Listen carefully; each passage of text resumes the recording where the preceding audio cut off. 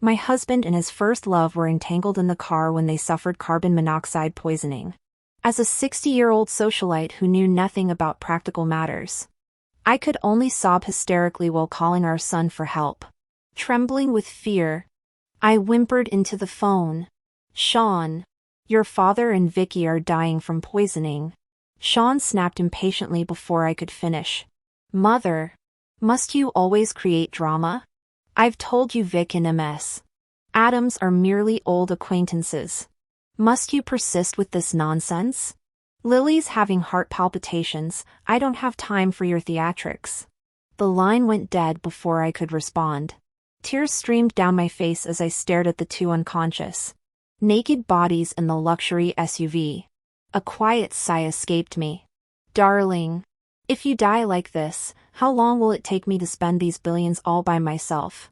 This entire mess began when I went searching for my missing cat.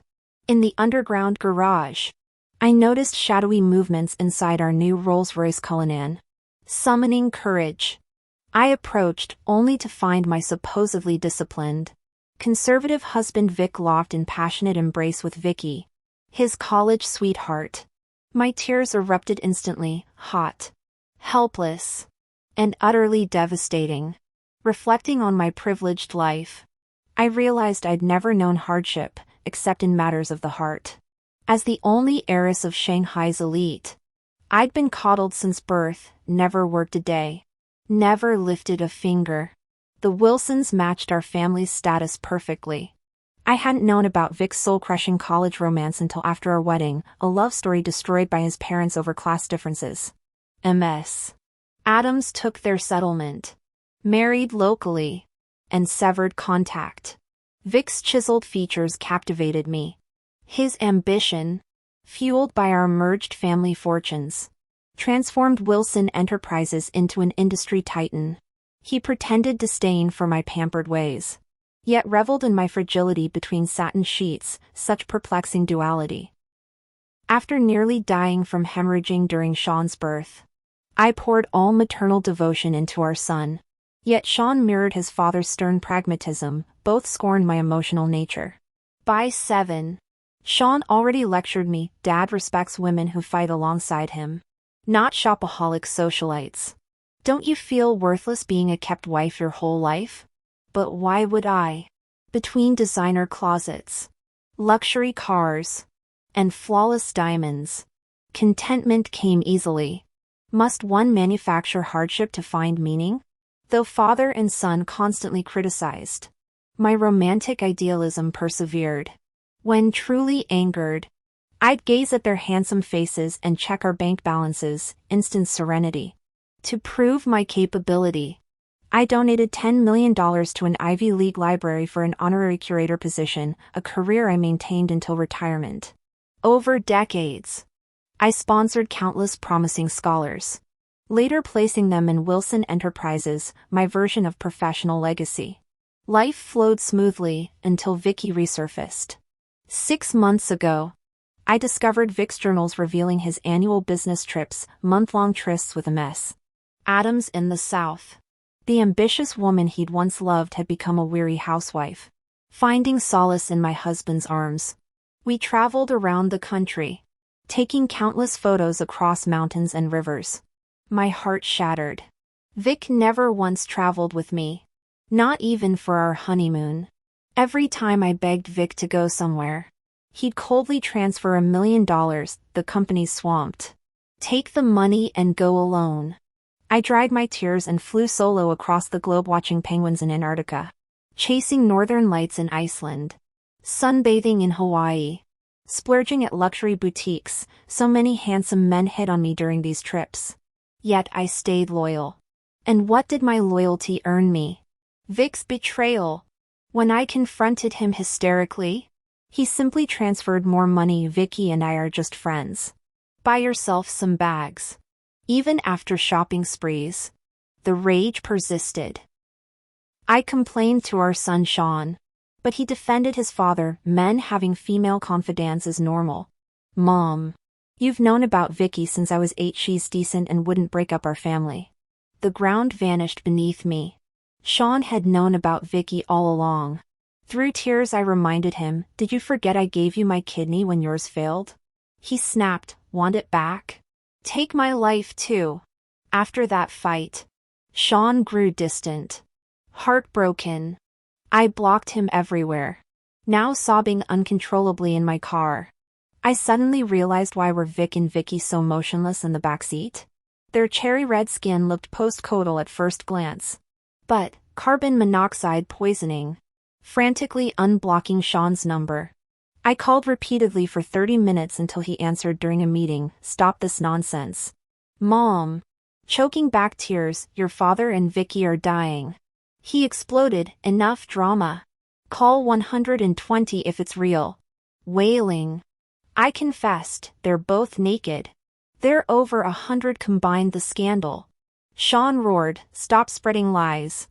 The betrayal cut deep. My own son wouldn't believe me. Between gasps, I wondered, when did we lose all trust? Is this the collapse of morality or the distortion of human nature? As I wallowed in misery, Lily's voice came through the phone. "Lily. Victoria's daughter. Cooed. Sean. Is your stepmom giving you trouble again? How could she be so inconsiderate?" My blood boiled. That vixen Lily was stirring the pot as usual.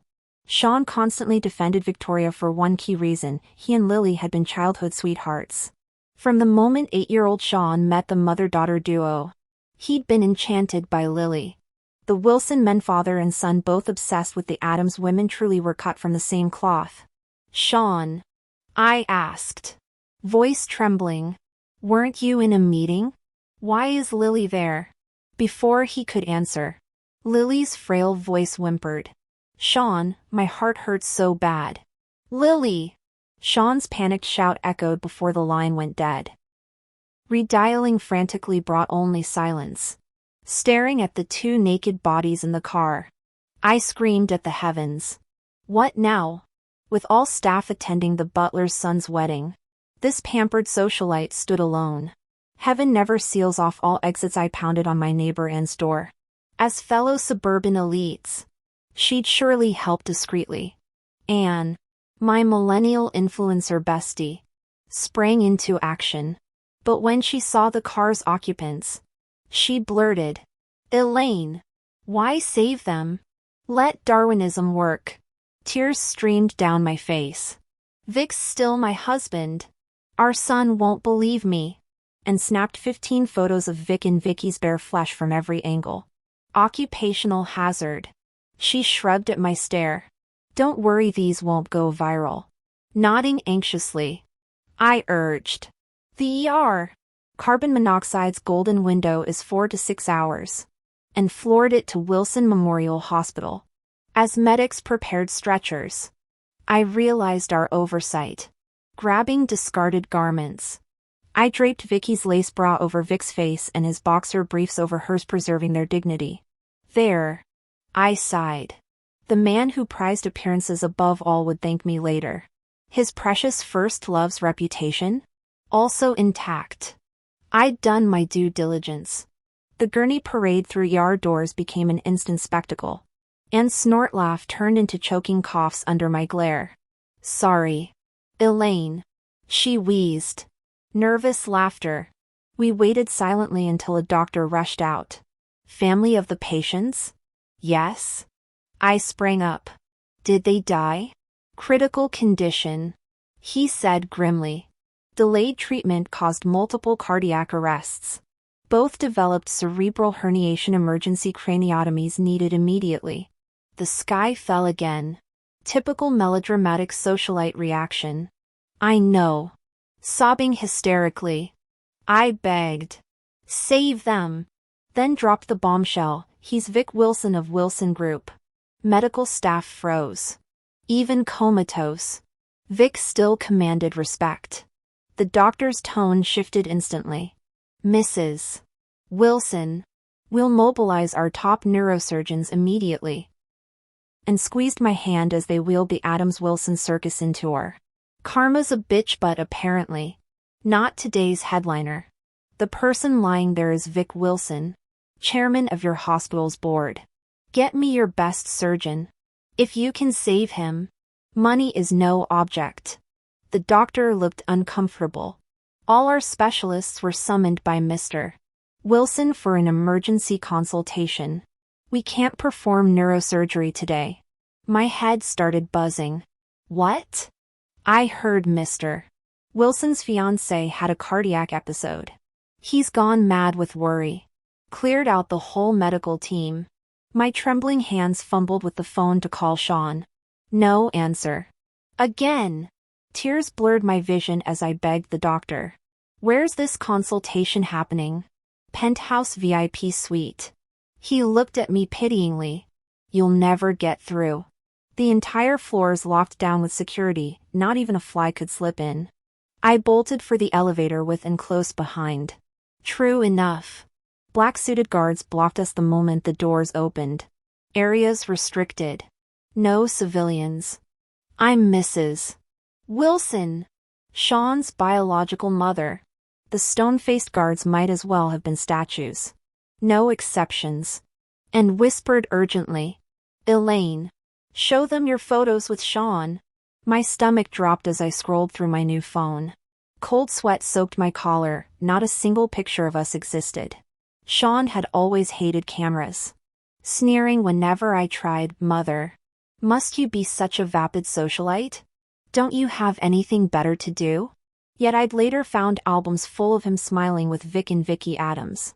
The memories burned like acid. I lifted my chin. New device. No photos stored. A towering guard snorted. Gold diggers claiming to be the boss girlfriend? Old news. But his mom? That's creative. His female counterpart smirked. Can't even fake it properly. Pathetic. I am his mother. My vision blurred as I pulled up Sean's chat messages. Blank messages stared back, another casualty of our mutual blocking. The guards erupted in laughter. Any idiot can rename a contact. Lady. Lay off the romance novels and scram. Panic surged as I thought of Vic's fragile body in some cold operating room. I shoved past them, only to get yanked back brutally. Damn it. You cost us our jobs? Rough hands grabbed me when and suddenly brandished her phone. Back off. I'm live streaming to 1 million followers. The hesitation gave us our opening. We sprinted down marble corridors. Guards' shouts echoing behind us. Until we burst into the consultation room. There sat Sean in his Brioni suit. Holding court with gray-haired medical luminaries. All my terror and anguish dissolved into hot tears the moment I saw his familiar frown. I lunged at Sean and grabbed his hand desperately. Vic. Hurry! Come with me right now. Sean frowned instinctively upon seeing me. What the hell are all these bodyguards at the door for? The security team broke into cold sweat. Bowing in unison. Our apologies. Mr. Wilson. This deranged woman claimed to be your biological mother and forced her way in. We'll remove her immediately. We believe she might be an escaped psychiatric patient. Sean's brows knitted tighter. Thunderclouds gathering in his expression. What did you just say? Trembling guards moved to drag me out roughly. We'll handle this. Enraged. I shook them off and kicked Sean hard in the shin. Ungrateful brat. On your knees. I rarely lost my temper. When I did, Vic would placate me with bank transfers. While Sean had his own peculiar way of apologizing kneeling. Sean's jaw clenched. Emotions warring across his face. Finally, he sank to his knees. Mother. Please calm down. The guard's eyes bulged. Legs trembling violently. Mr. Wilson, she's actually your mother? The Mrs. Wilson? Oh God, our careers. Get out! Sean roared. We'll settle this later. Ignoring them, I urgently grasped Sean's arm. Send doctors to save your father immediately. He's dying. Enough. Sean pinched his nose bridge wearily. Lily's having a cardiac emergency. For once in your life. Stop making everything about yourself. I know you hate her. But this is life or death. I blinked through fresh tears. Is Lily's life more precious than your father's? Does her heart condition really require every single doctor? Can't you spare even one? Suddenly, Lily materialized in her hospital gown, lips bloodless and skin translucent as rice paper, the epitome of fragile beauty. Sean's eyes softened instantly as he rushed to support her. You should be resting. The surgery's scheduled soon. Lily smiled like freshly fallen snow. I heard commotion, her gaze met mine, tears welling like morning dew. Mrs. Wilson, please don't be angry with Vic. This is all my fault for being so weak. I gaped. This girl could cry on command better than me? Sean glared daggers at me while cradling Lily. Are you happy now? God. Why couldn't Vicky have been my mother? She made paper airplanes and homemade dumplings. When did you ever cook for me? The words lacerated my heart. As a child, I'd hired a dozen chefs to accommodate Sean's picky palate, personally taste-testing every dish to protect his sensitive stomach, ultimately ruining my own digestive system. All those sacrifices meant less to him than Vicky's single batch of dumplings. Tears spilled over as I laughed bitterly. You want Vicky as your mother? That would make you and Lily siblings. What's next, some twisted incest fantasy? Sean's face darkened to obsidian. You're disgusting. A doctor couldn't stand it anymore and cautiously spoke up. Mr. Wilson, should I go check downstairs? Other physicians chimed in. Exactly. We'll know the truth once we see for ourselves. If Mrs. Wilson's lying, we can return quickly. Sean's dominance filled the room as he commanded. No one moves. Everyone stays for this meeting. Anyone who disobeys gets fired immediately and blacklisted from every hospital in S-City. The threat silenced the entire conference room. When the tension became unbearable, my phone rang. I answered mechanically like a zombie. Anne's despondent voice came through. Elaine, Mr. Wilson and his mistress are gone. Stop looking for doctors. The phone clattered to the floor, shattering.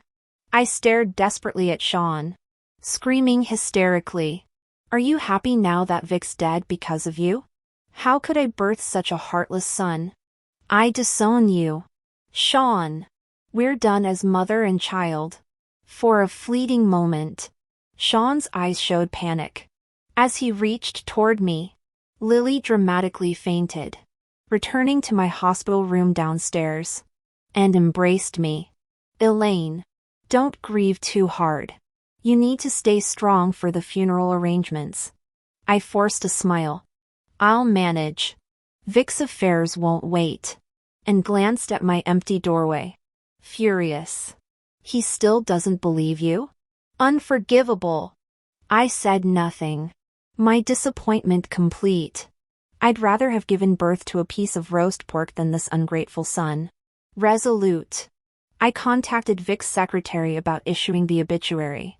The secretary hesitated. Mrs. Wilson, we're aware of your fight with Mr. Wilson. Please don't put us in this difficult position. Calmly I responded. So you doubt Vic's death too?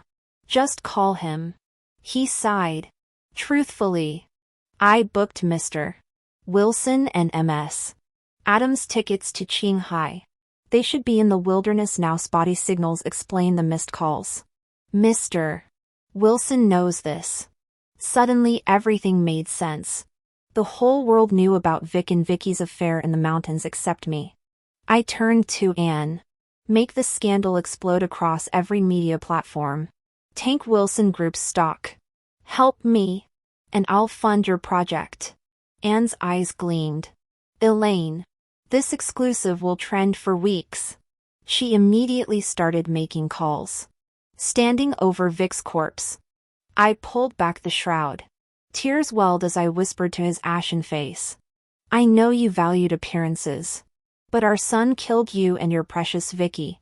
Since you can't seek justice, I'll make Sean and Lily pay dearly.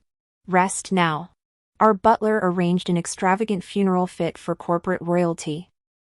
But death reduces everyone to ashes. Meanwhile, Media frenzy about the Wilson scandals dominated every headline and social platform for days.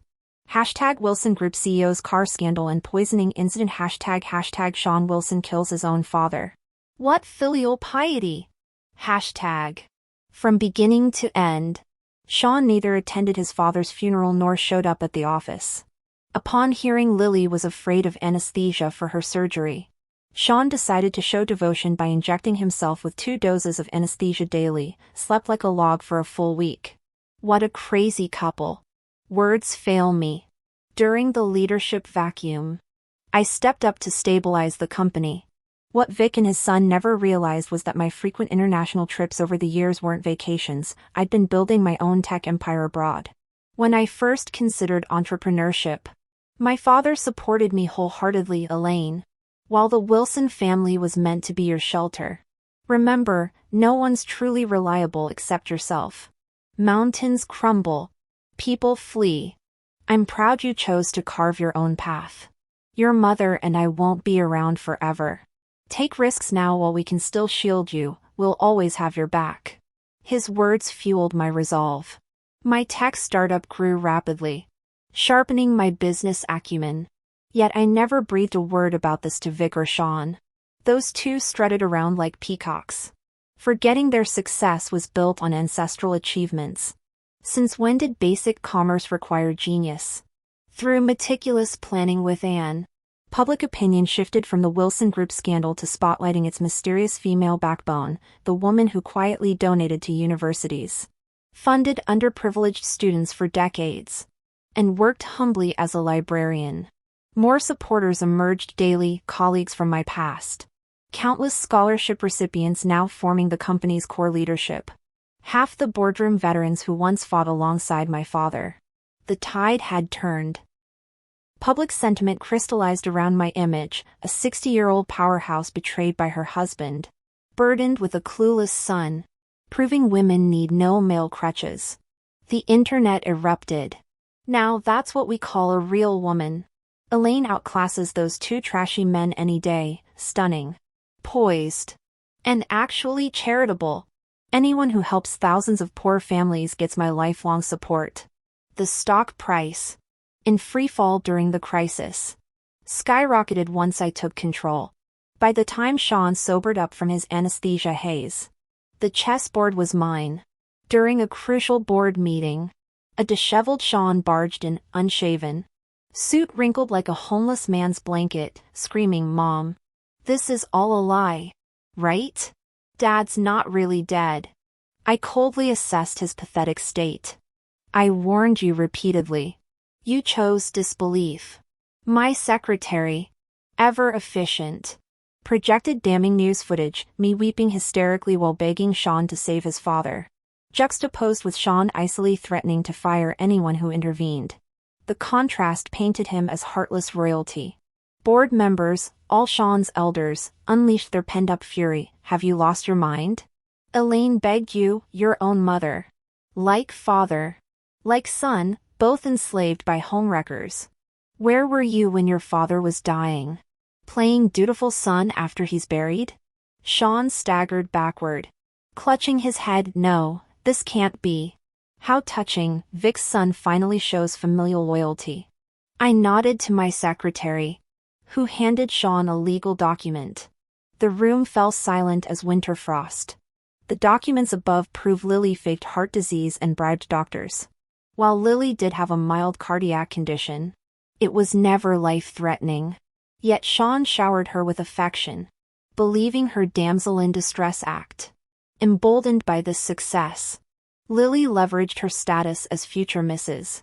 Wilson to corrupt every physician at Wilson Memorial Hospital. The entire medical team became accomplices in her deception, leaving poor Sean completely fooled. The recent heart surgery was pure theatrics, another manipulative ploy to monopolize medical resources and undermine me. To summarize, Vic and Vicky died because of their own children's treachery. This ironclad evidence shattered Sean. He collapsed, ghost pale, as if his soul had been ripped out. Looking down at his crumpled form, I delivered the final blow. Your father wasn't meant to die that day. You killed him with your own hands. Sean suddenly roared like a wounded animal, bolting from the room. That evening during dinner with Anne, her phone buzzed with breaking news. Sean had trended again, this time in a gruesome video. The footage showed Lily's mutilated body, naked from the waist up with hands bound behind her back, kneeling in eternal repentance before Vic's grave. Dozens of stab wounds marred her flesh. Sean stood blood-drenched within a police cordon, calmly extending his wrists for handcuffs. As cameras flashed, he addressed the lenses, "Tell Mom I'm no coward." Hashtag not a coward and hashtag psychoair exploded across social media, with netizens roasting the absurdity. Is this performance art? One comment read, "Karma's a bitch for homewreckers." Another cheered. Many celebrated, "Now Elaine can rule unimpeded." I sighed theatrically. With everyone dead or imprisoned, I inherited the billion-dollar empire alone. How tragically lonely. Sean received life imprisonment. I never visited, too busy reinventing Wilson Enterprises as Clark Corporation. At 60, I'm just hitting my stride. Our stock prices soar as former doubters eat crow. Between board meetings, I enjoy dating younger men, from attentive puppies to passionate wolves. Sometimes I light incense for Vic, updating him like an old friend, "This one's sweet, unlike your sharp tongue." Or, "He's got stamina you never did." Once I joked about avoiding lookalikes to prevent nightmares. That backfired. Vic haunted my dreams, demanding we reunite in the afterlife. Terrified, I hired an exorcist immediately. The Taoist priest said I had committed too many sins and was destined for the animal realm in my next life.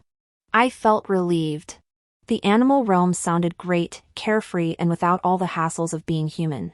Take my biggest worry. For instance, how could I possibly spend all these billions I've inherited by myself?